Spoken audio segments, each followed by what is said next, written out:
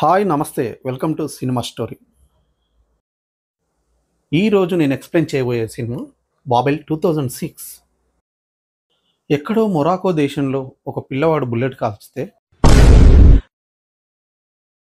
ఎక్కడో అమెరికాలో, ఎక్కడో జపాన్లో, ఎక్కడో మెక్సికోలో నలుగురి జీవితాలు డిస్టర్బ్ అవడం ఏంటి ఏంటి విచిత్రం? అదే ఈ సినిమా కథ బ్రీఫ్గా. ఈ సినిమాకి మ్యూజిక్ విభాగంలో ఆస్కార్ వచ్చింది. కోర్స్ మరో 6 విభాగాల్లో నామినేట్ కూడా అయ్యింది. Brad Pitt and Kate Blanchett హీరోయిన్లు.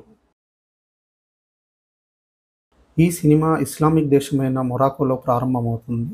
అహ్మద్ యూసఫ్ అనే ఇద్దరు పిల్లలు మేకలు కాస్తుంటారు. బుల్లెట్ ఎంత దూరం పోతుందో చూద్దామని నవ్వులాటకి రైఫిల్ని కాలుస్తారు. దాని బుల్లెట్ పోయి 4 కిలోమీటర్ల అవతల ఒక టూరిస్ట్ బస్కి తాగుతుంది. అందులో ఉన్న సూజన్ అనే ఆవిడకి బుల్లెట్ దిగుతుంది. అంటే మన హీరోయిన్కి. పిల్లలు అంతలా అవుతుందని ఆలోచించరు కదా. ఆ హఠాత్ పరిణామానికి షాక్ అయి కనబడకుండా పరిగెత్తుతారు. ఇంకా ఆ బస్సులో బుల్లెట్ దిగిన సూజన్ని తీసుకొని ఆమె భర్త రిచర్డ్ పడే ఆవేదన అంతా ఇంత కాదు, వర్ణనాతీతం. ఎందుకంటే అది ఒక పేద గ్రామం. అక్కడ హాస్పిటల్స్ ఉండవు, ట్రాన్స్పోర్ట్ ఉండదు. 2 అవర్స్ జర్నీ చేస్తే కానీ హాస్పిటల్కి వెళ్ళలేరు. కానీ అప్పటిదాకా బ్లీడింగ్ ఆపలేకపోతే సూజన్ చనిపోవడం ఖాయం. అక్కడి భాష అరబిక్ భాష. అది వీళ్ళకి రాదు. అలాగే అక్కడున్న ప్రజలకి వీళ్ళ ఇంగ్లీష్ రాదు. ఎలా చెప్పాలో, ఎలా బతికించుకోవాలో అర్థం కాక రిచర్డ్ నరకం చూస్తాడు. అయితే పక్కనున్న కుగ్రామంలో పశువుల వైద్యుడు ఒకడు ఉంటాడు. డ్రైవర్, మీకు అభ్యంతరం లేకపోతే నేను అతన్ని తీసుకొస్తాను అంటాడు. ఆ పరిస్థితిలో వేరే దిక్కు లేదు. రిచర్డ్ సరే అంటాడు. కానీ నాటు వైద్యుడు వచ్చి అంతా చూసి, నేను బుల్లెట్ తీయలేను, కావాలంటే కుట్లు వేసి మీరు హాస్పిటల్కి వెళ్ళేదాకా బ్లీడింగ్ ఆపుతాను అంటాడు. టెన్షన్గా ఉన్న రిచర్డ్, ఏదో ఒకటి, ముందు నా భార్య బ్రతకాలి అంటాడు. అతను ఇంకా కుట్లు వేస్తాడు.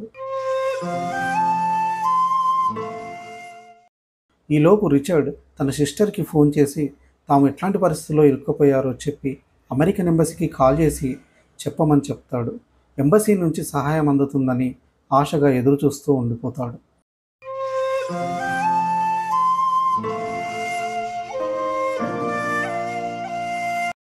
కానీ అమెరికన్ మీడియా, అమెరికన్ అధికారులు ఈ సంఘటనని వేరే కోణంలో చూస్తారు. ఒక టెర్రరిస్టు దుశ్చర్యగా భావిస్తారు. అమెరికా ప్రభుత్వం మొరాకో ప్రభుత్వాన్ని దుయ్యపడుతుంది. అంటే ఇస్లామిక్ దేశం అనగానే ప్రపంచమంతా ఒకటే దృష్టితో చూస్తుంది అనే కోణాన్ని స్పృశిస్తాడు దర్శకుడు. హమీలియా అనే ఆయా ఒక ఆవిడ ఉంటుంది. పిల్లల్ని తన వెంట తీసుకుని మెక్సికోకి వెళ్తుంది. ఆ పిల్లలు ఎవరో కాదు, రిచర్డ్ అండ్ సూజన్ల పిల్లలు.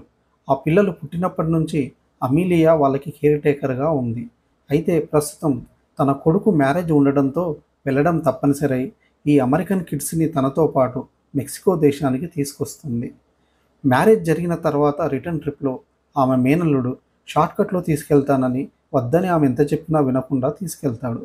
బోర్డర్ గార్డ్స్ చేజింగ్ చేయడంతో వీళ్ళని చీకట్లో వదిలేసి తను పరారవుతాడు. అప్పుడు అమీలియా పడే మానసిక సంఘర్షణ ఆమె నటన కదిలించి వేస్తుంది. ఎందుకు వచ్చాన్రా దేవుడా అని ఆమె పడే ఆవేదన చాలా బాధాకరంగా ఉంటుంది. చివరికి పిల్లల్ని ఒక చెట్టు కింద పడుకోబెట్టి కొన్ని కిలోమీటర్ల దూరం నడిచి వెళ్ళి బోర్డర్ అధికారులని కలుస్తుంది. జరిగింది జరిగినట్టుగా చెప్తుంది. వాళ్ళు ఆమె చేసిన పనికి జైలు శిక్ష పడుతుందని చెప్తారు. కానీ కిడ్స్ తల్లిదండ్రులు వదిలేయమన్నారు కాబట్టి క్షమించి వదిలేస్తున్నావు. కానీ ఎలాంటి వీసా లేకుండా ఇక్కడ పనిచేస్తున్నావు కాబట్టి ఇంకా నువ్వు అమెరికాలో ఉండడానికి వీల్లేదు, మీ మెక్సికోకి వెళ్ళిపోవాలి అంటాడు. కానీ నేను ఆ పిల్లలకి తల్లిలాగా సేవ చేశాను సార్ అని ఆమె ఎంత చెప్పినా వినిపించుకోరు. అమీలియా ఆ పిల్లలకి దూరం అవుతున్నందుకు దయనీయంగా ఏడుస్తుంది. ఆమె లైఫ్లో ఈ డిస్టర్బెన్స్కి కారణం ఆ బుల్లెట్. అలాగే జపాన్లో ఓపెన్ చేస్తే చియేకో అనే ఒక మూగ చెవిటి అమ్మాయి ఉంటుంది.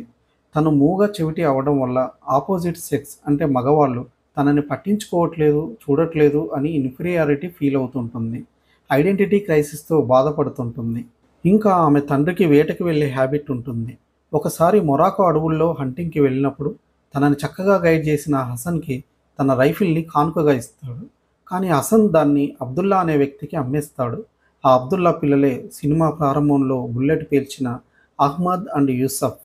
ఫైనల్గా పోలీసులు దాడి చేసి యూసఫ్ని తీసుకెళ్తారు. అహ్మద్ తను చేయని పాపానికి పాపం పోలీసుల దాడిలో చనిపోతాడు. చూసారా కథ ఎక్కడి నుంచి ఎక్కడికి వచ్చిందో? అయితే ఈ కథ మొత్తంలో ఒకటి స్పష్టంగా కనిపిస్తుంది.